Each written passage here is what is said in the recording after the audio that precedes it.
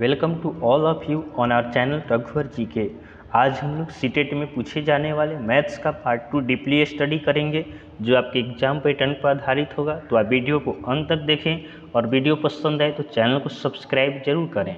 तो चलिए आज का क्लास हम स्टार्ट करते हैं। हमारा पहला प्रश्न है 1000 plus 300 plus 3 tens plus 1 ones equal है कितना 11 स्क्वायर के। तो हमें ए का वैल्यू निकालना है। तो ध्यान देंगे, सबसे पहले हमारा क्या है 1000, तो 1000 हो गया। उसके बाद क्या है 300 है तो 300 हो गया। उसके बाद 3 टेंस, 3 टेंस क्या होगा 30 हो गया। 1 वंस तो 1 हो गया। यह आपका इक्वल है 11 स्क्वायर के। इसको हम ऐड करेंगे, तो इसको ऐड करेंगे तो क्या आ जाएगा 1000 और 300 1300 हो गया। 1330 और 1 1331 हो गया।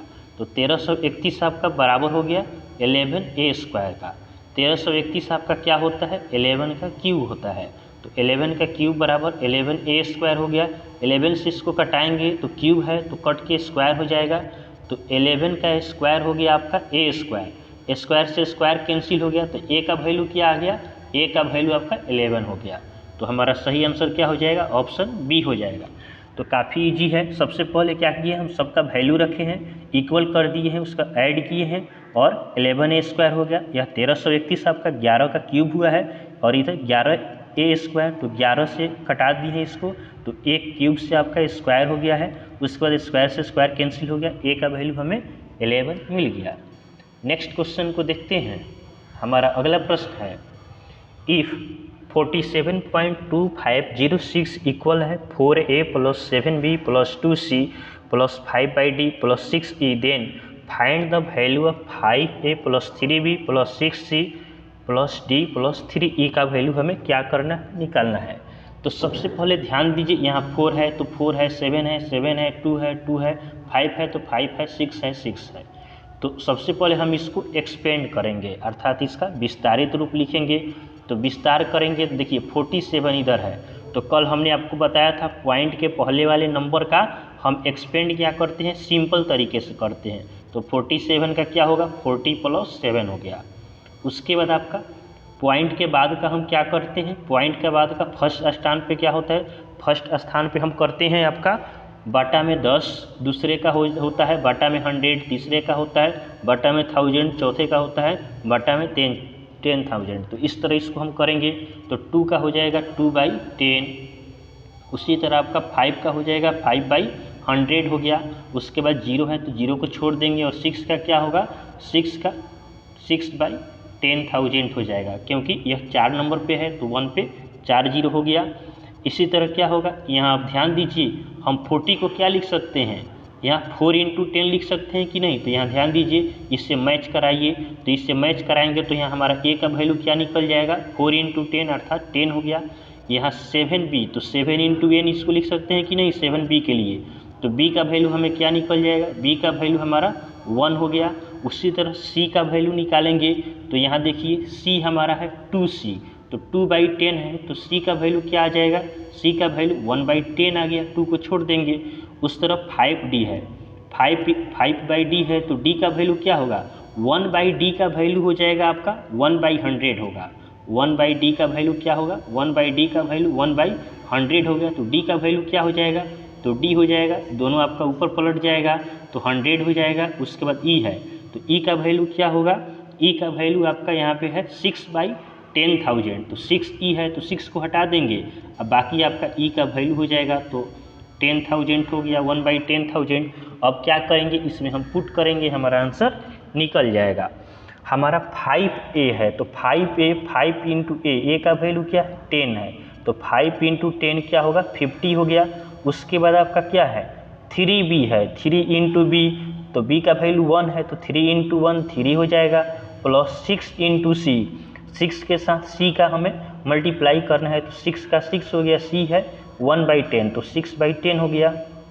उसके बाद क्या है d है, तो d का वैल्यू क्या है, d का वैल्यू अब हमारा 100 है। उसके बाद क्या है e है 3e है तो 3e का क्या हो जाएगा, 3 का 3 हो गया, e का वैल्यू 1/10,000 है तो हमारा क्या हो जाएगा 1/10,000 हो गया।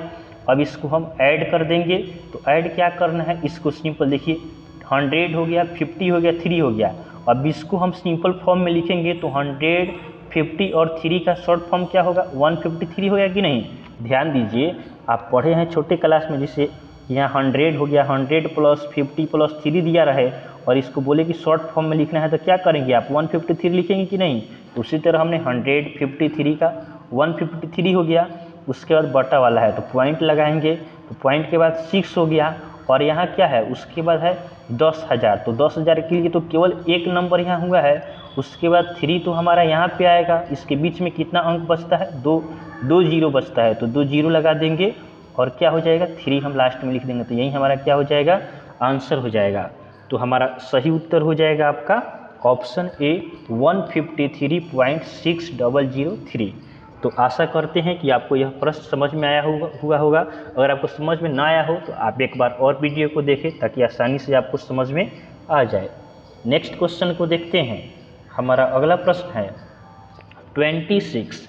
क्या कर है, 26 एंड 2600th, यहाँ पे ध्यान देंगे 100th दिया है, इज रिटेन एज 26 और 26 शतांक को लिखा जाता है। तो कैसे लिखेंगे, तो 26 का तो सिंपल हो गया 26 और 26 100ths है। 100ths का मतलब क्या होता है, 100ths का मतलब होगा 0.26।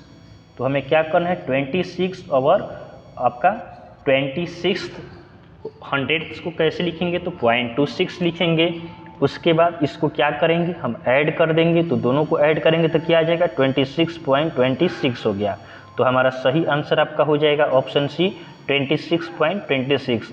अगर आपको यह समझ में आया हो तो आप ध्यान दें, मैं आपको एक प्रश्न भी इस पर बता देता हूँ। जैसे अभी हमने बनाया है, जैसे 2.54 है, यहाँ 4 भी लिख देते हैं। तो इसका एक्सपेंड हमने कैसे किया, 40 हो गया +2 हो गया +5/10, फर्स्ट वाले को 10 लिखते हैं, 4 का क्या है, सेकेंड नंबर पे है, तो यहाँ पे 100 हो जाएगा। तो देखिए, तो इसको 10th कहते हैं, इसको 100th हो गया। तो यही बात यहाँ पर भी लागू होता है। तो 26 का 26 और 26 100ths है, तो 0.26 हो गया। इसको लिखेंगे तो क्या हो जाएगा, इसको लिखेंगे, अगर 4 का केवल लिखना हो, अगर यहाँ पे 4 100ths दिया रहता तो लिखते हम 0.04 लिखते। तो उसी तरह यह है। आशा करते हैं कि यह भी प्रश्न आपको समझ में आ गया हो। अगला प्रश्न देखते हैं। हमारा अगला प्रश्न है 3759 × 95733 के गुणनफल में दहाई अंक, क्या है यहाँ पे, दहाई अंक और इकाई अंक का योगफल बताना है। तो पहले हम दहाई अंक और इकाई अंक इसका निकालेंगे, उसके बाद ना हम इसका योगफल बताएंगे। तो इसको तो हम मल्टीप्लाई पूरा करने नहीं जाएंगे, ऐसे अगर हम करेंगे तो हमारा टाइम क्या होगा, टाइम वेस्ट हो जाएगा। तो इकाई अंक के लिए हम क्या करते हैं, फर्स्ट नंबर को मल्टीप्लाई करते हैं, 9 × 3 करेंगे तो हमारा इकाई अंक निकल जाएगा। और दहाई अंक के लिए क्या करते हैं, 2 नंबर को मल्टीप्लाई करेंगे, 59 हो गया 73 हो गया, तो यहाँ से हमारा दहाई अंक निकल जाएगा। तो चलिए इसको मल्टीप्लाई करते हैं, तो क्या होगा, 3 नवा कितना होता है, 3 9 क्या होता है 27। तो यहाँ पे इकाई अंक को हम रहने देंगे, 7 रह जाएगा हमारा, 2 क्या होगा, 2 कैरी होके यहाँ पे आ जाएगा। अब इसको हम मल्टीप्लाई करेंगे, तो इसको हम क्या करेंगे, इसको सीधा मल्टीप्लाई नहीं करेंगे क्योंकि हम तो सीधा कर लिए हैं। अब इसको तिरछा तिरछी करेंगे, तो आपका 5 3 15 हो गया और 9 7 63 हो गया, और 2 यहाँ आ गया, तो 63 2 65 और 5 7 10 80 आ गया। तो यहाँ का इकाई अंक क्या हो गया, 0 हो गया। तो इकाई अंक यहाँ 7 हो गया, दहाई अंक क्या आ गया, 0। और इसी को हमें क्या करना है, दहाई अंक और इकाई अंक को ऐड करना है। तो दहाई अंक 0 आया है और इकाई अंक क्या है 7, तो 0 + 7 ऐड करेंगे तो क्या आएगा, 7 आएगा। तो हमारा सही उत्तर हो जाएगा ऑप्शन डी, क्या होगा, सही उत्तर होगा। ध्यान दीजिए, इकाई अंक के लिए हम सीधा एक बार गुना करेंगे, दहाई अंक के लिए हम तिरछा तिरछी करते हैं, और आपका सैकड़े वाले अंक के लिए इस तरह मल्टीप्लाई करते हैं। तो आप ध्यान देंगे। चलिए नेक्स्ट क्वेश्चन को देखते हैं। हमारा अगला प्रश्न है 19,000 + 19 सैकड़े + 19 इकाई बराबर है। क्या पूछ रहा है, 19,000, तो 19,000 लिख देंगे। ध्यान दीजिएगा, बहुत बच्चे क्या करते हैं, 19,000 तो आपका क्या कर देंगे बच्चे, 19,000 कर देंगे, 19 सैकड़ा और 19 इकाई, इस तरह कर देते हैं बच्चे, लेकिन गलत हो जाएगा। 19,000 हो गया, उसके बाद 1900 हो गया, और उसके बाद 19 इकाई, इकाई पे क्या है 19 है। अब इसको हमें क्या करना है, ऐड करना है। तो क्या हो जाएगा, 9 का 9 हो गया, 1 का 1 हो गया, फिर 9 का 9 हो गया, 9 1, 10 का 0 हो गया, 1 1 2। तो हमारा आंसर क्या आ गया, 29 19 हो गया। तो हमारा सही आंसर क्या हो जाएगा, ऑप्शन ए हमारा सही उत्तर हो जाएगा। नेक्स्ट क्वेश्चन को देखते हैं। यह सभी प्रश्न आपके सीटेट के एग्जाम के दृष्टिकोण से काफ़ी इंपॉर्टेंट है, तो आप इसका रिवाइज ज़रूर करेंगे। हमारा अगला प्रश्न है 567 को 567 से विभाजित किया जाता है तो भागफल क्या होगा, हमें भागफल बताना है, अर्थात कोसेंट बताना है।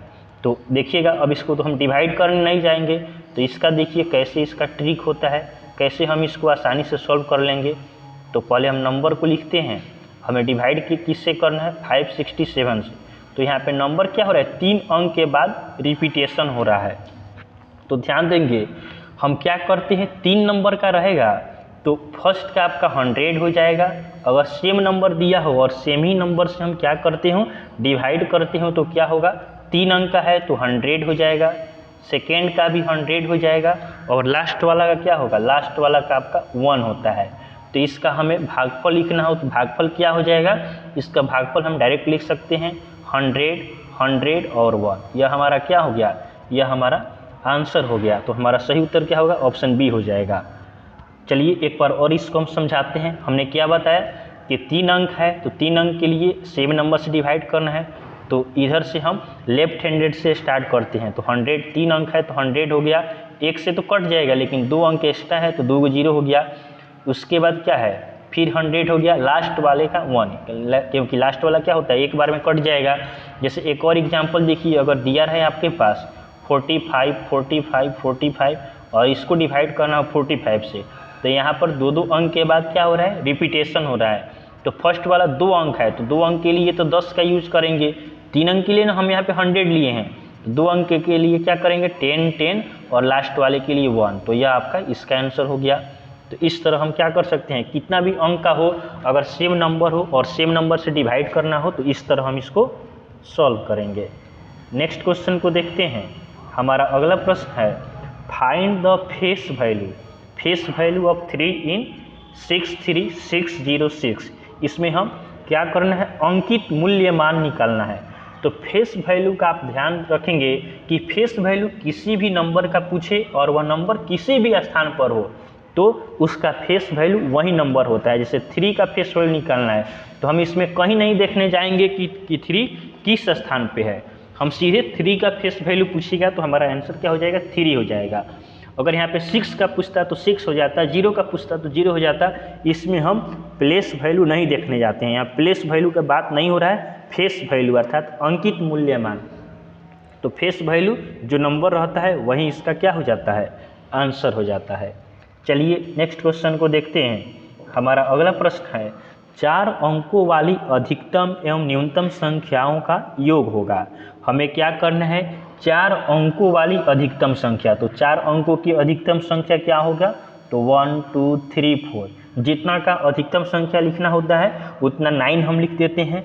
उसके बाद योगफल निकालना है तो प्लस का साइन देंगे, और न्यूनतम संख्या 4 अंकों की ही न्यूनतम संख्या। तो न्यूनतम संख्या कैसे लिखते हैं, 1 लिख देते हैं, और 4 अंकों का लिखना है तो इसको 4 अंक तक पुगाएंगे। तो 1 तो हो गया है, 2 3 4। तो यह आपका क्या हो गया, 4 अंक का अधिकतम हो गया और 4 अंक का न्यूनतम हो गया। अब इसको हम क्या करेंगे, ऐड कर देंगे। तो ऐड करेंगे तो 9 हो गया, 9 हो गया, फिर 9 हो गया, 9 1 10 हो गया। तो हमारा आंसर क्या आ गया, 10 999। तो हमारा सही उत्तर क्या हो जाएगा, ऑप्शन सी हमारा सही होगा। चलिए नेक्स्ट क्वेश्चन को देखते हैं। हमारा अगला प्रश्न है संख्या 1 से 40 तक की विषम संख्याओं का योगफल होगा। हमें क्या करना है, संख्या 1 से 40 तक के क्या करना है, विषम संख्याओं का योगफल निकालना है।